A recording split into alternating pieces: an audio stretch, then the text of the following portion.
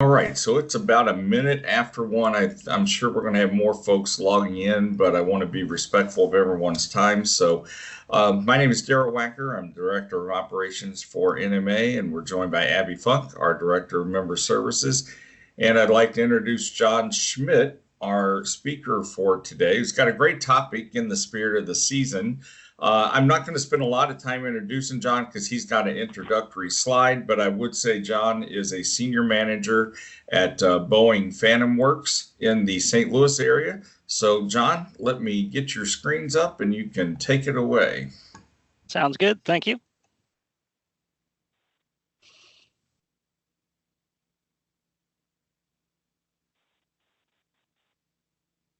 Okay, can you guys see the slides? There we go. Great. I can see it. I'm gonna assume everybody else can too. Hey, good morning / afternoon to everybody. Appreciate having a chance to be here. So you're gonna find that this is a topic near and dear to my heart, and it'll become pretty obvious as we go through that, I think.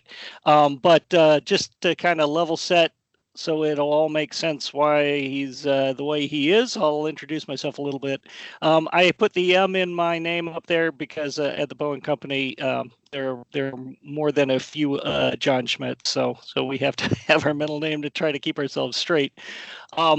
I live in St. Charles, Missouri. Been in St. Louis for many years now, but started out as a military brat. My dad was in the United States Marine Corps for 20 years, enlisted. So was born in Southern California. And then moved to Central Iowa to my mother's hometown when Dad was overseas. He was in Japan, but it didn't seem to make sense for a young family to go to Southeast Asia in 1969, so we didn't. We went to Central Iowa. And then had some rough duty 3.5 years in Hawaii, which my only regret is I was probably a little too young to really appreciate that. And then went to Springfield, Virginia, just outside of the Washington, D.C. area, where he finished out his 20 years, the last 6 years working at the White House as part of White House communications. And when Dad retired, the agreement with Mom was you're gonna follow me for 20 years, and then we'll settle down wherever you want. So we went back to Central Iowa, and I ended up graduating from the same high school my mother did, which is interesting. A lot of advantages to small town Iowa. I am married. My wife Jen and my daughters Megan and Allison both live in the St. Louis area, very close to us. And both my daughters gave birth to their first child this year. So you see the pictures up on the very top of the page. Became a grandpa twice this year, so that's a cool gig. I gotta say, and because they're so close, I get to see them all the time. I have seen both of my granddaughters more often than I saw my father's parents, and they lived until I was out of college. So it is a blessing. I went to school at Iowa State University for my bachelor's degree in electrical engineering. It was a state school. It was close. It had school, and it was a life-changing decision there, as I'm sure all of your schools were as well. And then got a job from Iowa State at McDonnell Douglas, building military aircraft here in St. Louis. They were eventually taken over by Boeing, but have worked in the same plant for the entirety of my career, which is coming up on 37 years now. The company paid for, the company paid for a couple other master's degrees for me when I thought I wanted to do other things. Hobbies. So I'm a distance runner, marathoned 5 times, although not in the last decade. But my big running claim to fame is I set a goal at the beginning of 2000 to run 1,000 miles a year for 25 years to circumnavigate the globe, if you will, and I completed that in 2016. So I actually ran 25,000 miles in a little over 16 years. that was an everyday long-term runner. Less running now, but still, that's the way I keep myself sane. And having 2 teenage daughters in the house, that was an excellent hobby for me. I am president of my local church here in St. Louis. I ran the board of trustees for the Lutheran High School Association, which is an association of 2 high schools here. And performing choirs, both bells and vocally. You'll see the picture in the bottom right is me acting in You're a Good Man, Charlie Brown, but I've been in about 24 different theatrical performances, not performances, but activities there, and so probably been on stage, I don't know, 80 times or something like that. I'm a big St. Louis Cardinals fan, although that's a tough thing to do right now. And then self-study leadership training. In 2017, I committed myself to changing how I thought about my career. When I first started working, I thought about it as a job. Then I started thinking about it as a career. In 2017, I was diagnosed with prostate cancer, and changed the way that I thought about everything. Right, started asking the big questions like, why am I here on the Earth? Why am I here in at the airplane factory? What's it all about? And going through that, I said, you know what? One of my skills, I think, is being able to take in information and compare it with what I already know, and share it with others. And so I started reading 5 pages out of various leadership books every day at that time, and then twice a month writing up what I think about what I've read, and sending that to a distribution of folks who worked for me. That distribution has grown over the years, and we'll talk more about that at the very end. Next slide, please. So here's my Boeing assignments. I put this pitch together for an internal Boeing thing, so this may not make a lot of sense to folks, but that's okay. That's not the point. The point is, these are all my different jobs in 36, almost 37 years. I've also got two degrees on there to kind of show career progression. But I use this slide to talk to people about one of the benefits of working for a big company is that every couple of years you can do something different, and a lot of these were very related. They were the same technologies, different programs. Sometimes they were adjacencies in technology, and you can see on there I became a manager in 2004. And am now at what we call an M-level manager, which is the highest level of management that you could be in a non-executive role. And I have been at that level for more than 10 years now. So pretty sure that's where I'm going to end up. If they wanted me to be an executive, they would have let me know that by now. But that's okay. Honestly, middle management gives you a lot of opportunities and a lot of freedoms to coach up, down, and sideways. And I try to use that. But so I don't think we'll cover any more on this slide. Let's move on. So why A Christmas Carol? Let's see. So I started my own kind of Christmas tradition of listening to A Christmas Carol on audiobook way back, probably 15 years ago. And I just love the story. And I felt it kind of grounded me sort of at the end of every year, got me set up for what are my New Year's resolutions. And that's kind of what it was for me. It was just an audio tape that I listened to, going to and from work or wherever. I tried to introduce my family to that, and they were less thrilled than I was with it, and that's fine. But you're all familiar with the text, right? I found 24 different film adaptations of it. You can see the names on there. Patrick Stewart's is really, really interesting. I did not realize there was a Kelsey Grammer one. I haven't seen that. But probably, I mean, Mickey Mouse, Bugs Bunny, the Flintstones. Probably my favorite one is The Muppet Christmas Carol. And if you haven't seen that, I suggest you do. They are very, very good to the original text, but also they're the Muppets, and it's a very cool one. Like I said, I listened to it on audio book originally. There's many of those too. Patrick Stewart does it and does a remarkable job on one of those.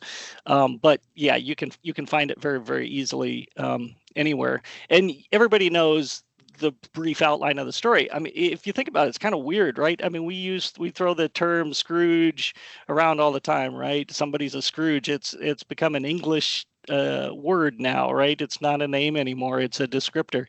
And we know about the Ghost of Christmas Past. We know about those things. It is really part of our culture, right? So you all probably have seen a version of the movie a time or two, and if not, you're familiar with the basic tale. But have you ever read the book? Because so Charles Dickens, we'll talk about him in a little bit, but this book is just amazing. I think from a lot of different perspectives, including just the way the language is used. And in this presentation, I'm going to show a lot of quotes directly out of the book, including the next slide. Come in and know me better, man. I just thought that was a good introduction. So next slide, please. So again, Charles Dickens, he was considered one of the finest novelists of all time. If you've read his work, besides A Christmas Carol, you'll think, oh my gosh, he is just so long in verbiage, and he really is. He's the Stephen King of his time. But if you, it took me some research, but back in that time, they got paid by the word, right? So these long descriptive things were in their benefit. And if you think about the pastime that reading was back then, I mean, there wasn't TV, you didn't go to the movies, right? If you wanted a pastime, you picked up a book. If you wanted to, to experience something in a fictional world. So that's why there's so much detail and nuance in all of these stories. You've heard of The Tale of Two Cities, Oliver Twist, Great Expectations. The list is something like 15 novels that he wrote, a lot of short stories. They're all voluminous. But in my opinion, and I haven't read or listened to them all, although I'm trying to do that. But in my opinion, A Christmas Carol is his best work, because it has become part of our society. It is very much shorter than all his other works too, which I think adds to it. Nothing is word for word perfect, but this gets really close. There's a lot of humor. There's a lot of poetry in it, and it's just amazing. And to talk about humor that doesn't translate well to the film is the next slide. The next quote: "In came a fiddler and tuned like 50 stomach aches." I mean, I don't know. I just find that hilarious, and you know exactly what that was, right? Again, referencing Stephen King. Stephen King talks about that the art of writing is telepathy. That you're trying to convey a future person somewhere into that same moment that you're experiencing. This clearly does that, right? We can almost hear the screeching going on. Next slide. So you're probably familiar with the story, but let's just make sure we're all on the same page. A brief timeline of it. At the beginning of the book, we see Scrooge at work. We see him interact with his nephew Fred, Bob Cratchit, who is his sole employee, a couple businessmen coming in to collect for the poor, and a young caroler. And Scrooge is what we consider a Scrooge, right? He's not pleasant to any of those people. His deceased partner then visits him and tells him that he's doomed, although he has given him an opportunity, and he'll be visited by 3 ghosts who hope to change his way of life. So the Ghost of Christmas Past shows Scrooge previous Christmases of his, right, of that Scrooge lived through, including his time at a boarding school, the Christmas that he leaves the boarding school. We see him at a party, and we're going to talk about that one a lot more. We see him breaking up with his fiancée, and we see her as a happily married young mother a few years thereafter. Then the Ghost of Christmas Present takes Scrooge all over the world and sees many holiday joy scenes, including sometime in the Cratchit home. And then the Ghost of Christmas Yet to Come shows us some events centered around both Scrooge's death and Tiny Tim's death. And that's, if you watch the movie as a youngster, that's the scary part, right? That's the scary part for Scrooge too. But again, getting back to the poetry, the first line, everybody knows the first line of A Tale of Two Cities, right? It was the best of times, it was the worst of times. The first line of A Christmas Carol is, the next slide, Marley was dead to begin with. I just love that as a first line. Okay, so next slide. Yeah, okay, so hopefully I've convinced you it's a cool book, but leadership lessons? Next slide. Yeah, I'm telling you there are. There's a lot of them. Now I believe, well, let's go to the next slide. Then I'll tell you what I believe. So this book is centered around Christmas, but it's really not any more about Christmas than Die Hard is. Dickens, throughout all his writings, really talks about how we have an obligation to the poor and destitute, that we have an obligation to our fellow men and women. And that's really the themes of all of his books. But this one especially, right, is about how we should live our lives, how we should treat those around us. And isn't that a part of leadership, right? How we treat those around us, isn't that part of what we expect from our leaders and from ourselves as leaders? So, and then fundamentally, I just believe you can learn leadership lessons everywhere, right? Great bosses, lousy bosses, each have things to teach you. TVs, plays, music, etc. I'm a big fan of the Marvel Cinematic Universe, and there are a lot of leadership lessons buried in those very fun movies. And I think you can learn from everybody, right? Everyone from the CEO to the convenience store clerk, and case in point, the guard at that I have to drive past every morning, greets people by name and tells people I appreciate you, and refers to Thursday as it's Friday Eve, and he tries to put a smile on everybody's face who drives through the gate, and that is leadership, right? None of us report to him, but he has an influence on our lives. And John C. Maxwell says, leadership is influence. That's what it is. So certainly there's leadership lessons everywhere. Next slide. So what are we going to talk about at the Christmas Carol? I'm going to show you a workplace comparison that's buried in here first. We're going to talk about a character you probably don't remember well, Scrooge's nephew Fred. We're going to talk about some other more minor characters, and what I think we can learn from them. And then finally, the main story is about Scrooge's transformation. That's what everybody remembers. So we would be remiss if we didn't touch on that. Next slide. Again from the book. Now being prepared for almost anything, he was not by any means prepared for nothing. I wish I could write like that. Next slide. Okay, so let's start with the workplace. Scrooge and Marley's, as it's still called, even though Marley's been dead for 7 years, before ghosts.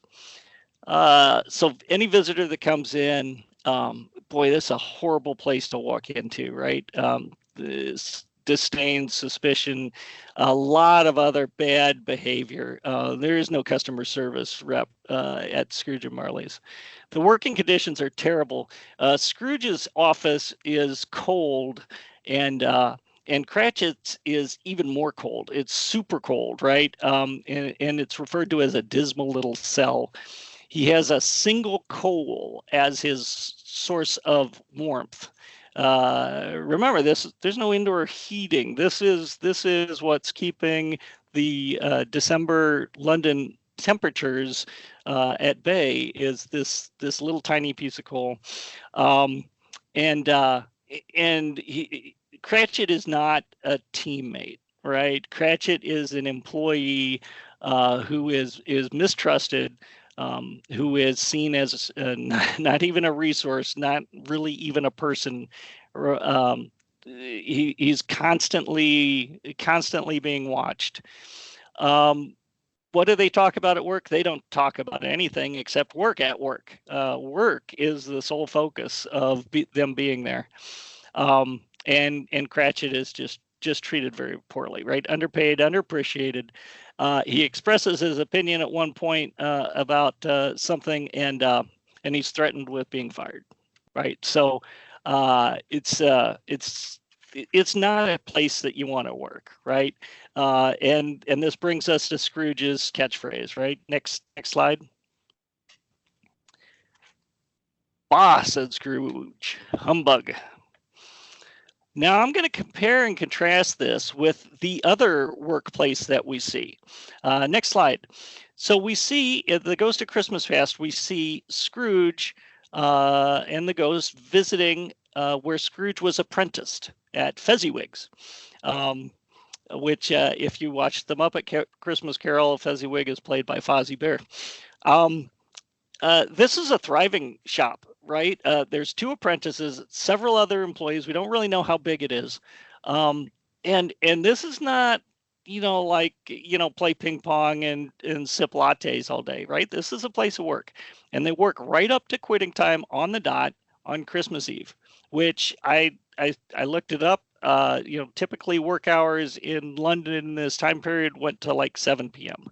So they're working all the way up, right? All the way up to the end of the day. And then immediately at the end of the workday, Dick Wilkins and Scrooge are told, move everything away, right? Get this place ready for a party. And they're running around with high energy at the end of this workday, doing this, pushing all the furniture out of the way, mopping the floors, putting the shutters up, doing everything to get the party ready. And then shortly thereafter, doors are opened and dozens of people come in, and they're fed and they're entertained. They talk, they laugh, they dance, lots of dancing. And it's not just like this open house with Fezziwig inviting people in. He's an active participant in this fun. I forget exactly how many pages. The book is something like my copy of it is something like 115 pages, and a full page is devoted to Fezziwig and his wife dancing.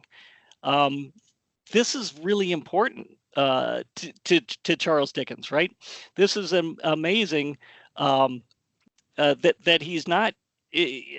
What I see a lot is senior leaders saying, "Yeah, if you want to have an employee engagement event, that's okay."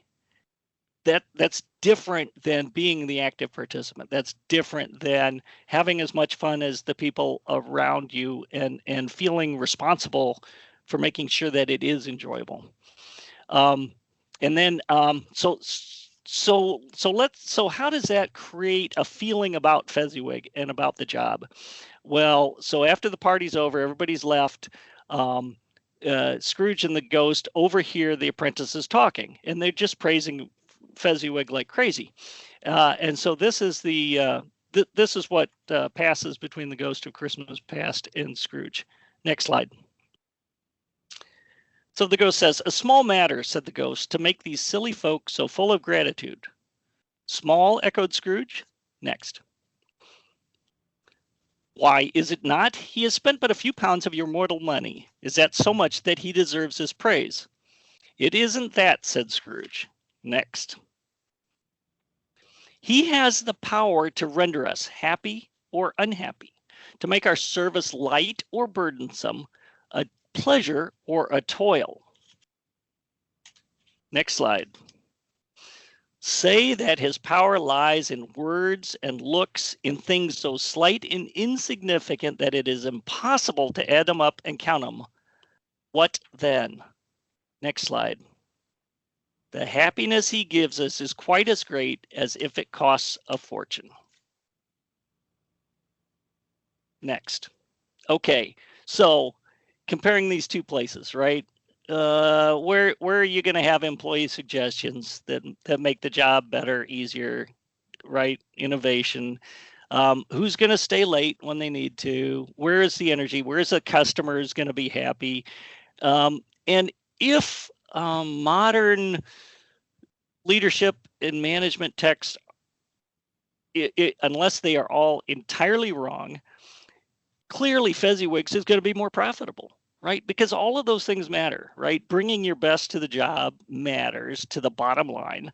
And this helps bring everyone bring their best to the job. Where would you rather work? It's pretty obvious. So I want to go back. So go to the next slide. This is the heart of it, I think. Say that his power lies in words and looks, in things so slight and insignificant that it is impossible to add them up and count them. What then? What is this? Next slide. I think this is an excellent definition of leadership.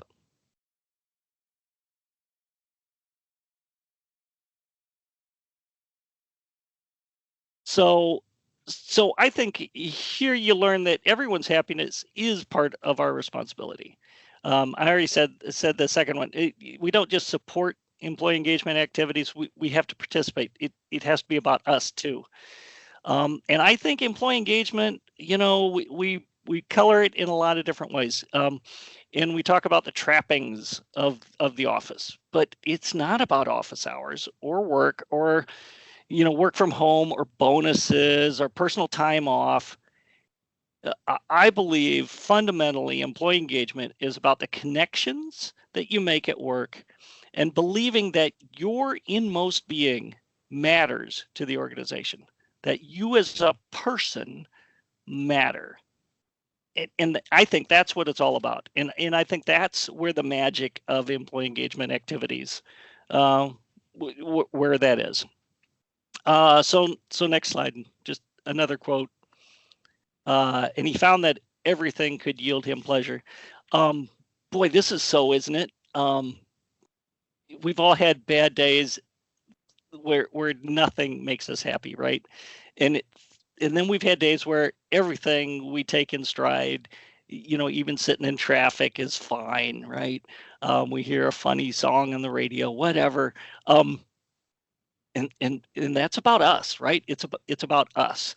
And if we can find ourselves in a place where everything brings us happiness, well, that means everything. Okay, so let's look at Scrooge's nephew, Fred. I wasn't very familiar with this character, even though I listened to it all the time. Yeah, Fred comes in, okay. Until I went and saw a stage play that a coworker was doing, and he was playing Fred. And so obviously I paid a little more attention to that character.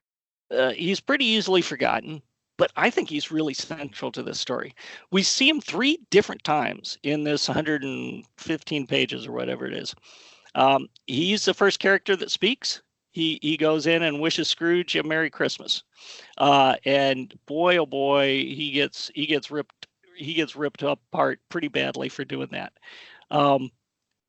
The Ghost of Christmas Present shows us Fred's Christmas gathering.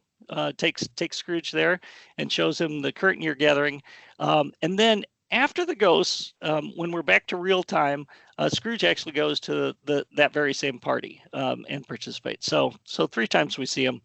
And we also hear Bob Cratchit talk about Fred bumping into him in a future that turns out never to happen. So really 4 times we hear about him in this text. But how is he? So next slide. What does he do? Okay, so he goes in to see Scrooge, who, again, just rips him apart. But even during and after this, Fred invites Scrooge to dinner in his home, and vows to continue to invite him every year, and tells him that I'm going to invite you every year. His party at his place is a lot of pages in this book too. It really is a gathering that rivals that we just saw from Fezziwigs. And here's what I love best about Fred. When he tells his friends that he shook his Uncle Scrooge, right? They laugh, and he joins in. It's one thing to let people laugh at you, but it's another thing entirely to join in that laughter.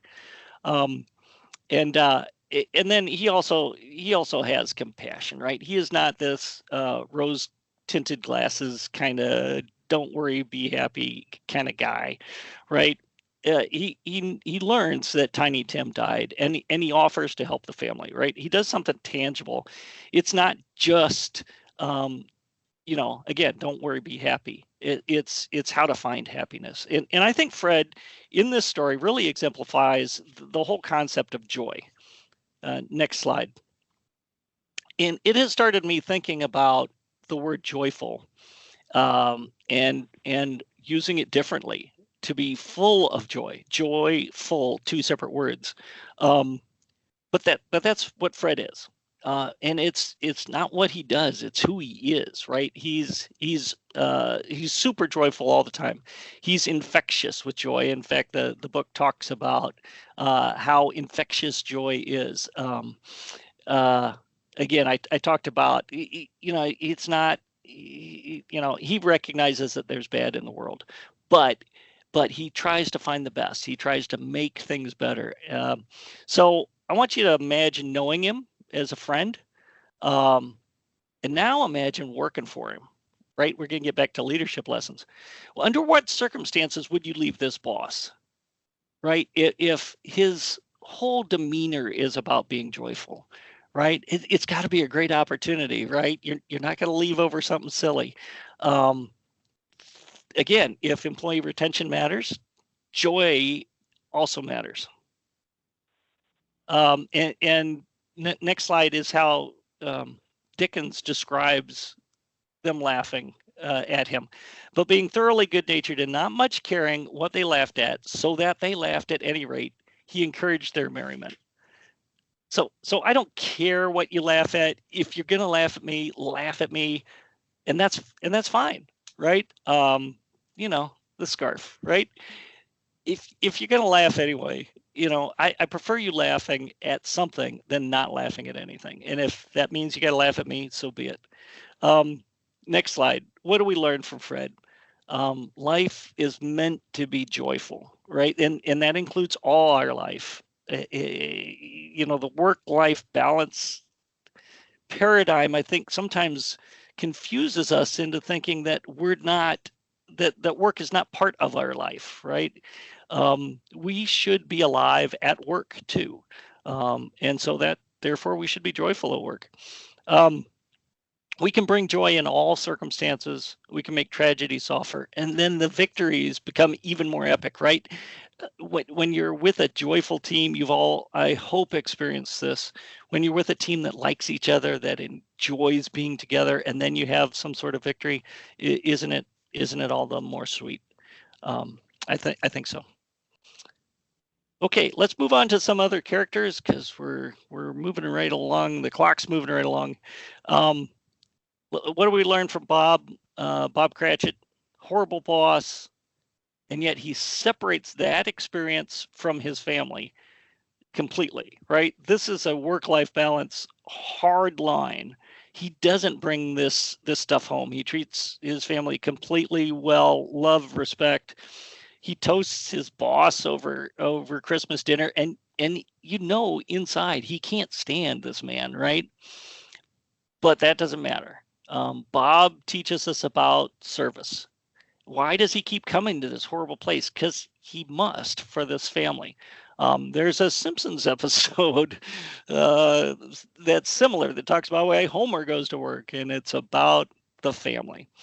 So I think that's something that that when you're watching A Christmas Carol this year, when you run into it, something to notice from Bob is his service and his dedication to his family. Cratchit's wife, we don't even get to know her name. It's Cratchit's wife, not even Mrs. Cratchit. It's Cratchit's wife. But she runs the household completely, right? That is her domain. She doesn't have enough monetary resources. That doesn't matter. She makes the best with what she has. And it's in her part duty to the family, but it's also, I think you see a lot of tenacity in her. I think, no matter what's happening, she's running that household. She's sewing, she's getting things ready. We see her in the Ghost of Christmas Yet to Come. Tiny Tim is deceased upstairs, and she's working to prepare his burial clothes, and just sticking with it and keeping us a happy tone in her voice for the other children. I think she's a really big character that we kind of just dismiss.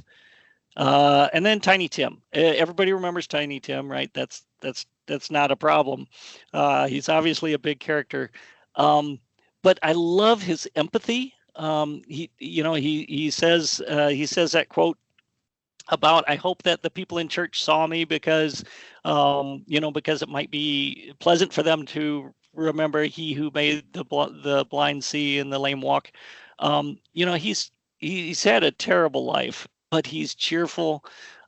He never feels sorry for himself. I think Tiny Tim is hope, right? I think he gives us an example of how to be hopeful in all things.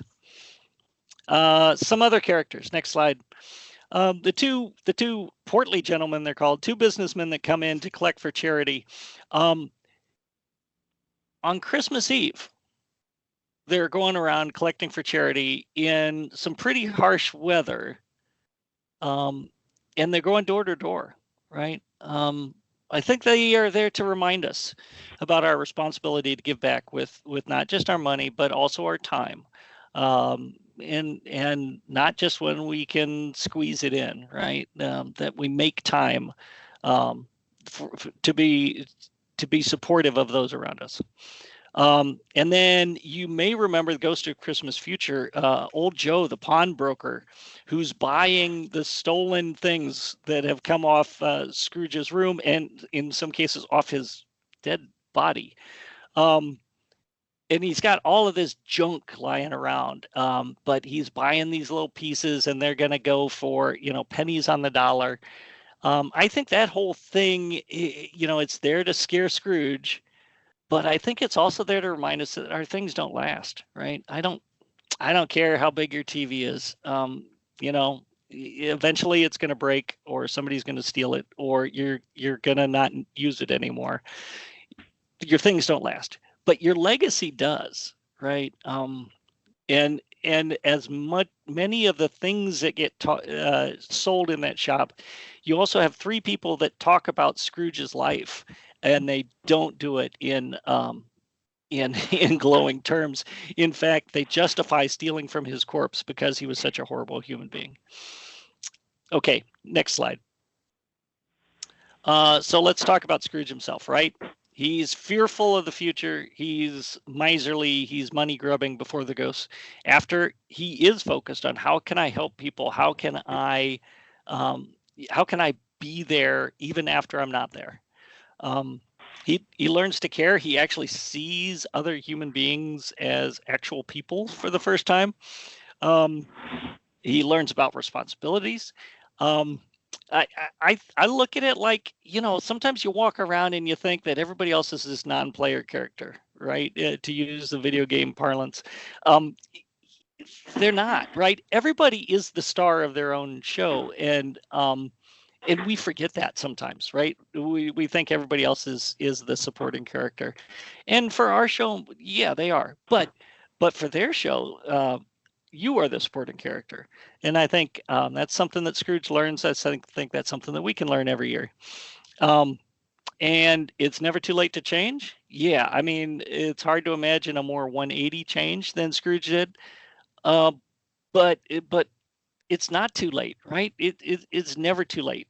And if Scrooge, he doesn't know if he has 1 year left or many, doesn't matter, right? That's it doesn't matter. He's gonna make the best of the time that he has. Um, and we see how happy he is at the end. He has less money, right? Because he's giving it away. He's paying his employees more. He's paying for heat and light. Um, but he is more fulfilled. He is more happy for sure at the end of the story, right? He is in an ecstasy of happiness. Because giving and caring are the only paths to achieve that fulfillment. So let's see what again. There's some poetry at the end where it describes not just what he commits himself to, but how he does it. So next slide. I will honor Christmas in my heart and try to keep it all the year. I will live in the past, the present, and the future. I mean, there's a great goal, right? Wouldn't that be good if we could do that? Pretty high chinning bar. Next slide. But Dickens says Scrooge was better than his word. He did it all in infinitely more than living in the past, present, and future all year round. I'm not sure how that's possible, right? I know it's fiction, but still, what an ideal to try to live up to. Next slide. He became as good a friend, as good a master, and as good a man as the good old city knew. Next slide. Some people laughed, but he let them laugh, and little heeded them. His own heart laughed, and that was quite enough for him. Again, taking some of Fred, right, into himself. Next slide. And it was always said of him that he knew how to keep Christmas well if any man possessed the knowledge. May that truly be said of us and all of us. So again, a lot of poetry in this, and I just love some of the imagery. Here's my encouragement for you: read the book. If you want to listen on an audiobook, that's fine. There's nothing like putting your eyeballs on these words, though. The copyright has long since expired, right? You can get it for $5. You can read it online. There's a really neat online edition through the Library of Congress website that's entirely free. It's not going to take you very long. The audiobook runs 3 hours. You can read it if you read it fast in 2. I encourage you not to read it fast. Take your time, linger over it, sample some of the morsels contained, and then over Christmas, think about your legacy. Think about what are you doing here, right? Asking the big questions. I encourage everyone always to be an ambassador for kindness, hope, happiness, especially joy in the workplace. This is really important every day, but especially important on the really bad days. I'm sure you all have been watching, at least with one eye, at some of the things we've gone through here at Boeing recently. We just completed layoffs. Arguably 10% of the workforce is gone. This is probably the third layoff I've had experienced since, in those 37 years. That doesn't mean I don't have a responsibility to be joyful anymore. You don't have to be this wide-eyed optimist. You can still find joy where you can find it, and you don't laugh all the time, right? But have you not laughed at the gathering following a funeral? You probably have, because you got to remember the good times too. encourage your people, whether they be peers, whether they report to you, whether they be your bosses, to do the same. We can be business minded and joyous, and I think we must. We have to. That is the path. And imagine your company where every executive reads this book every year. What couldn't you guys do, right? Imagine a world where I'm not suggesting that they have to be visited by ghosts every year, right? But to walk through that transformation with Scrooge as a small reminder every year, the sky's the limit, right? What couldn't we do together? Last quote from the book, and it's the closing lines. And so, as Tiny Tim observed, God bless us, everyone. Again, it's an awesome book on its own, but it has, I think, so much to teach us. I've got one final resource for you. Next slide. So I mentioned that I read 5 pages of leadership readings daily, and twice monthly I write, those things that have stuck in my mind, right? Those things that are kicking around, and so they probably relate to something going on in my life or at work. And I write a little email of what I call my leadership musings, not what I know, not what is ironclad, but more what I'm thinking, what I'm struggling with, what I'm finding disconnecting, and sometimes not, right? And sometimes I see ample evidence of what I just read. And I send that to a blind copy distribution of folks. Most of them are Boeing employees. Many of them are not. If you'd like to be included in that, I'm happy to add you. I am not expecting anything in return. You don't even have to send me a, hey, I love this. I do it. I write it for me, right? Because I don't believe you really internalize new things you learn unless you either teach them to somebody or write them down. And so that's what I do.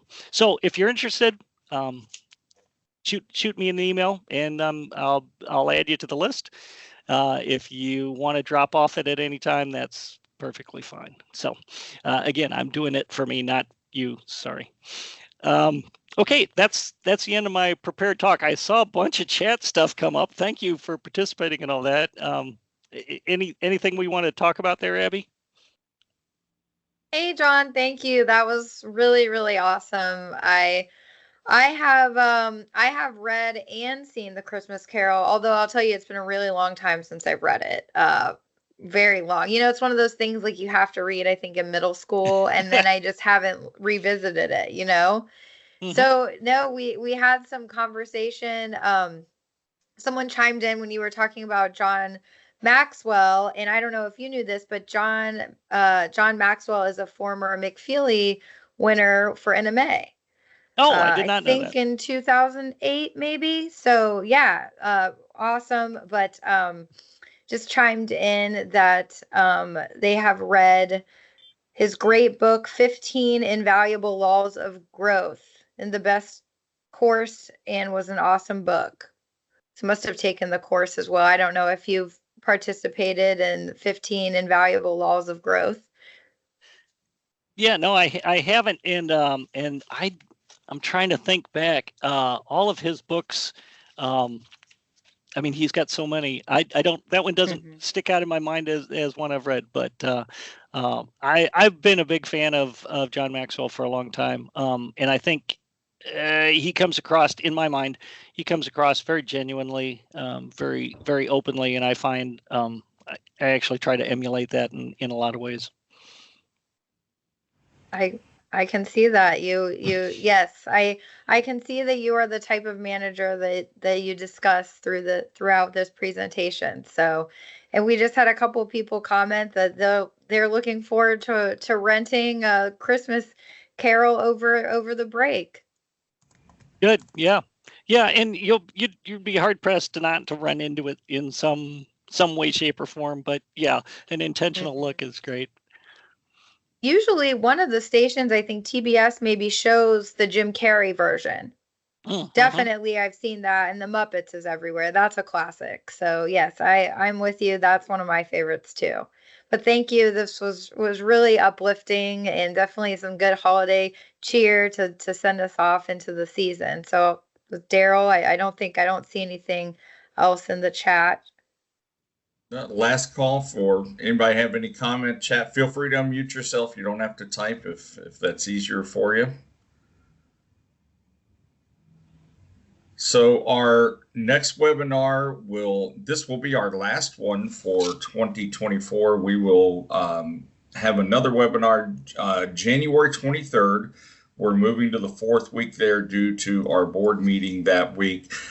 So we will be sending out information on that shortly. I really want to thank John. John stepped in kind of last second here for us. We had the person lined up for next week, actually, and that person took a promotion at her workplace that ended up giving her a lot more responsibility, and she really wasn't able to give the hour this month, so we're going to schedule her in the future. So John, really appreciate you stepping in last second to help us out this month, and actually turned out to be great because it was so timely with the Christmas theme. So yeah, no, I appreciate being asked and making the connection. Good luck to everybody. Appreciate your time, and yeah, hopefully I gave you some things to think about. That was the intent. Absolutely. So with that, Abby and I would want to just thank everyone for joining us all year long. We also want to wish you a safe and happy holiday season, and happy new year in 2025, and we'll see you in 25. John, thanks again.